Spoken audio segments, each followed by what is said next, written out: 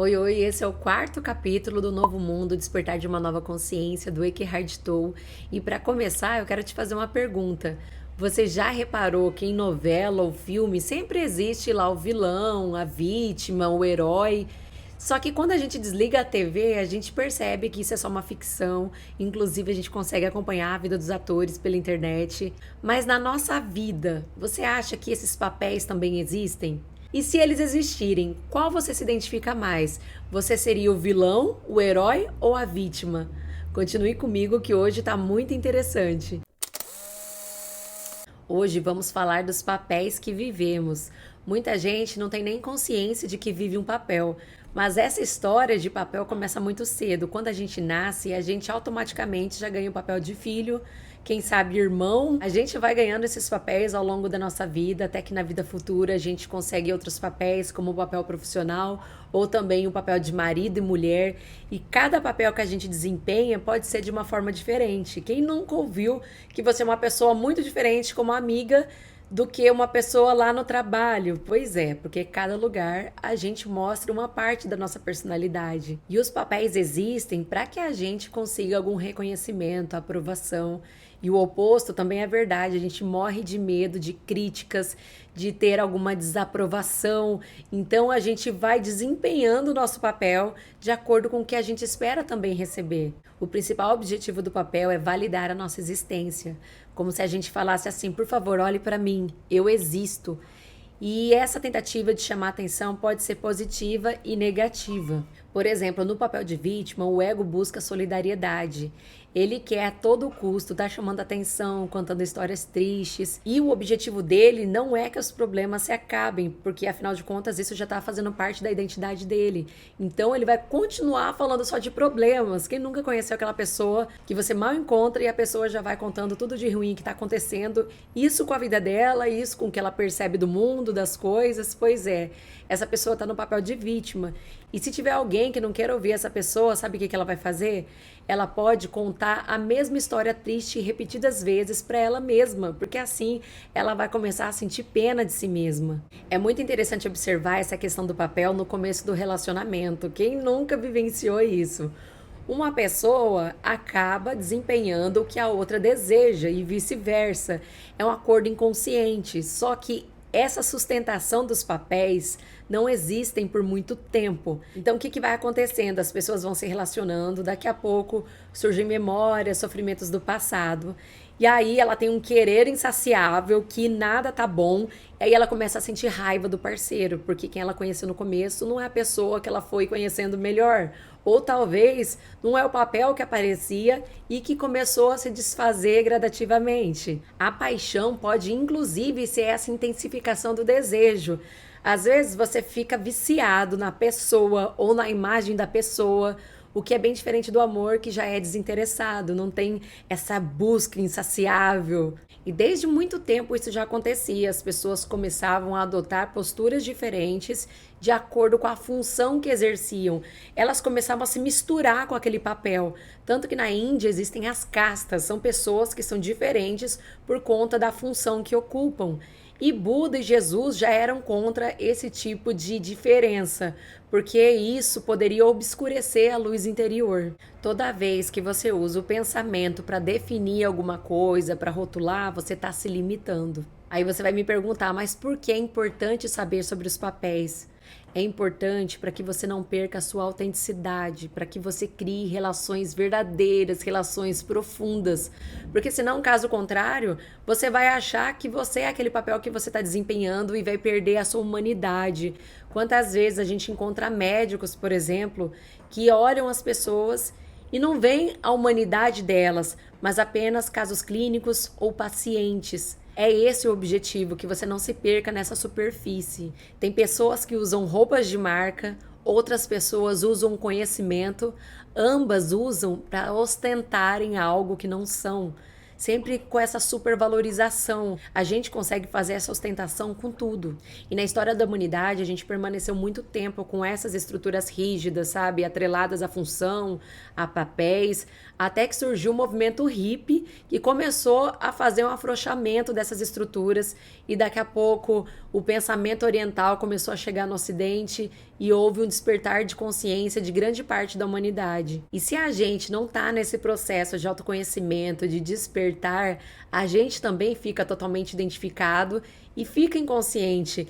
Por exemplo, às vezes você vai conversar com uma pessoa e ali existe só uma conversa de egos. É assim, eu imagino que eu sei quem eu sou. Essa imagem que eu faço de mim conversa com a imagem que eu faço com a outra pessoa. E ela faz a mesma coisa, ou seja, tem 4 identidades ali conversando. O que eu penso que eu sou e o que eu penso que a pessoa é. E ela faz esse mesmo julgamento, porque na verdade a gente está vestindo várias roupas, máscaras, com todo esse conceito que a gente foi construindo sobre nós. E muitas vezes as relações ficam lá, só na superfície e não se aprofundam justamente por causa disso. E aí, aqui no livro, fala de algo prático que você pode fazer. Por exemplo, quando você se sente muito triste, infeliz, você nunca deve dizer eu sou infeliz, mas sim reconhecer que a infelicidade está com você. Eu estou infeliz nesse momento, eu estou percebendo que existe infelicidade em mim. Qual que é a diferença? A diferença é que quando você percebe que a felicidade está em você, você vai olhar para si mesmo e tá ok, ela tá ali, mas ela é momentânea. Eu posso fazer alguma coisa para mudar essa condição. Não é um rótulo, às vezes a gente acaba se rotulando. Só que uma forma da gente não ter uma identificação com o ego é justamente a gente analisar o fato. Como seria isso? Imagina assim que você está passando uma condição muito difícil financeira. E aí você pode falar assim, estou arruinado. Pronto, você fez uma condenação que não vai deixar você sair desse lugar, você vai ficar em extremo sofrimento.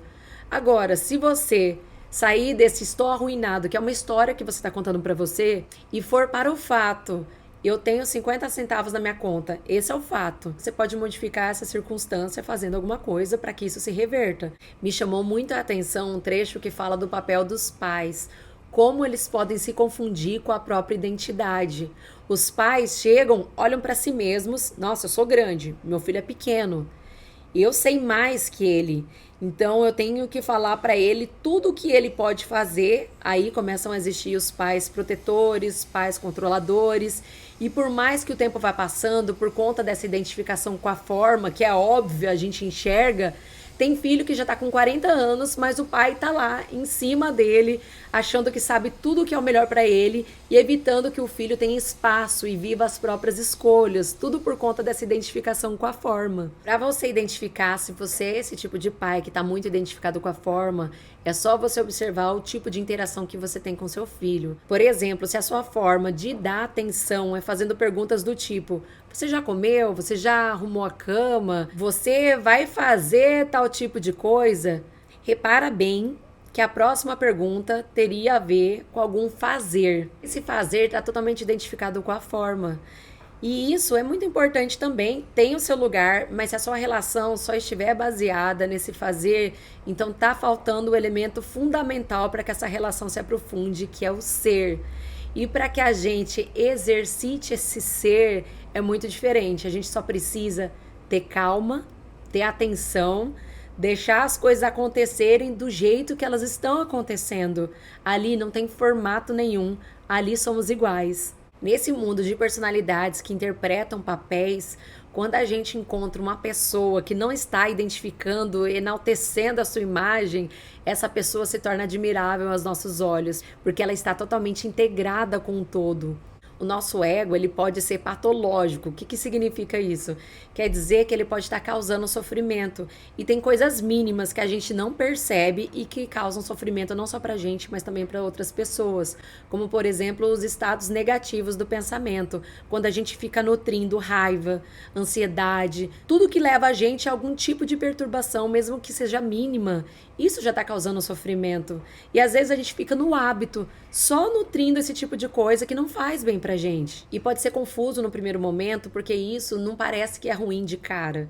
Quando a gente vai falando alguma coisa negativa, às vezes por hábito mesmo, parece que a gente já tem algum assunto, a gente está em evidência de alguma forma, seja sendo vítima ou herói de alguma situação, mas a gente está ali contando alguma vantagem e parece que é alguma coisa boa, normal até.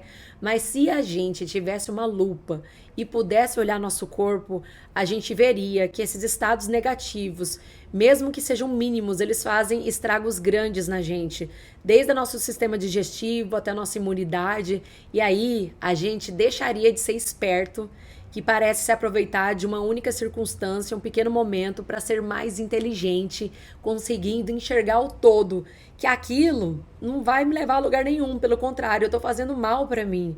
Então a gente vai respirar muito mais, pensar mais antes de ir falando, antes de agir sem consciência. O ego tenta nos convencer de que não temos como ter paz no agora. E mais, não conseguiremos ser nós mesmos nesse exato momento. Ele sempre tá olhando pra escassez. Tá faltando alguma coisa? O dia que eu tiver tal coisa, eu vou ser feliz. Ou o dia que aquela pessoa parar de me tratar de tal forma, eu vou ser mais feliz. Sempre tá buscando essa tal da felicidade, mas que ela nunca vai chegar. Porque o único lugar que a felicidade habita é no momento presente. Não tem como tá buscando ela, que eu vou perder. Não saber o quanto provocamos dor é estar inconsciente.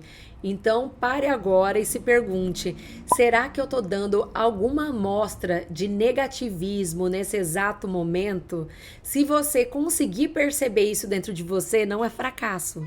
Na verdade, isso é sucesso, porque tudo começa com essa percepção.